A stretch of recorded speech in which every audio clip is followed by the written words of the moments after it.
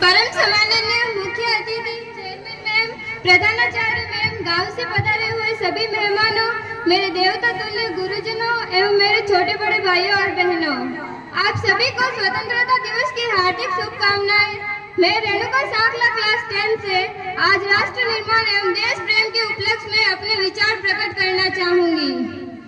आजादी का असली मतलब वही समझ सकता है जिसने कभी गुलामी की हो। आजादी का असली मतलब वही समझ सकता है जिसने कभी गुलामी की हो। हम सौभाग्यशाली हैं कि हमने स्वतंत्र भारत में जन्म लिया। हम सौभाग्यशाली हैं कि हमने स्वतंत्र भारत में जन्म लिया। यूं तो आजादी की लौ 1857 में ही जल चुकी थी, जो 1947 में हमारे देश को आजाद कराई।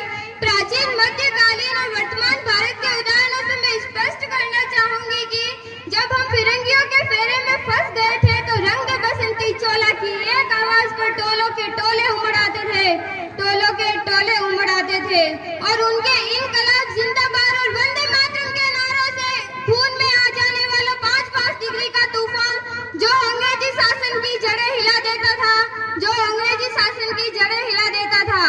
और उसके बाद 62-65-71 के युद्धों में अपना सुहाग गवा देने वाली औरत जब घर के हालात यूं हो जाया करते तो कहती कि प्यार भी भरपूर गया, मांग का सिंदूर गया, नन्हे नैनिहालों की लंगोटियां चली गई, छोटी छोटी बेटियों की चोटियां चली गई, छोटी छोटी बेटियों की चोटियां चली गई।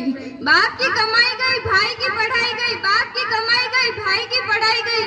एक ऐसा विस्फोट हुआ, पता नहीं चला कि मैं पूरे जिस्म की बोटियां ही चली गई, पूरे जिस्म की बोटियां ही चली गई। अरे आपके लिए तो एक आदमी मरा है साहब, मेरे घर की तो रोटियां ही चली गई, मेरे घर की तो रोटियां ही चली गई।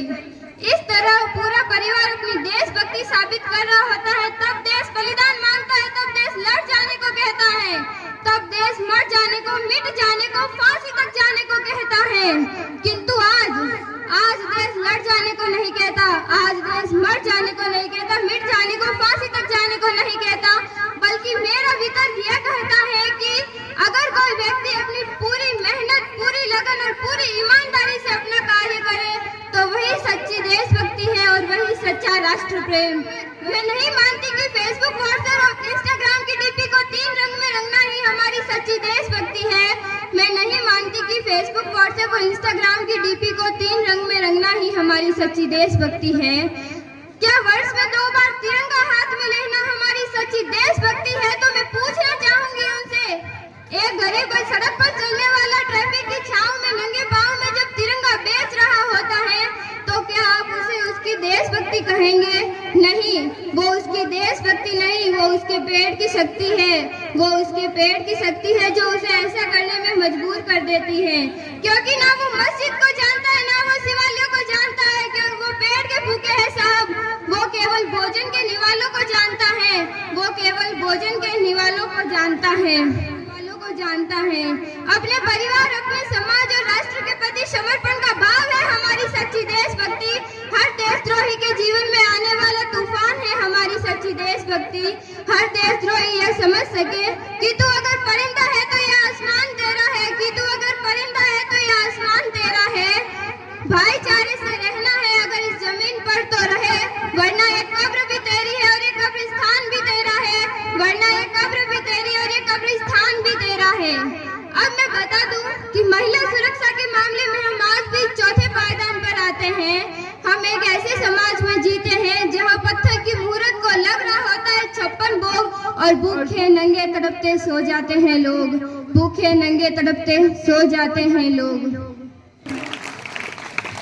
बहुत ही शानदार अब रेणुका द्वारा प्रस्तुत किया गया।